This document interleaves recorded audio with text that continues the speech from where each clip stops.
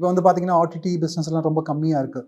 So அதெல்லாம் break பண்ணி cinema ஜெயிக்கணுங்கிறது தான் என்னோடய ஆசை.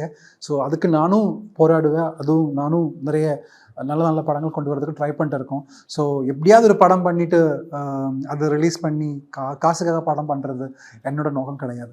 ஸோ அதனால தான் நான் வந்து பண்ணுறதா இருந்தால் கரெக்டான படங்கள். பிகாஸ் இப்போவும் என்னை பார்த்து 5வது பண்ண நீங்கள் தானே கோலப்பண்ணா இதுமாதிரி ஓ ஃபைன் நீங்கள் ஏன் படம் பண்ணல அப்படி தான் கேட்குறாங்க தவிர நெட்ரிக்கனில் வந்து ஓ செம்மையாக பண்ணிருக்கீங்க சார், இன்னும் தொடர்ந்து படங்கள் பண்ணிட்டு இருங்க அப்படி சொல்லும்போது நமக்கு ரைட்டான ப்ரொடியூசர்ஸ் இல்லை, கரெக்டான டைரக்டர்ஸ் வரல, புது ஆட்கள் நிறைய வரணும்.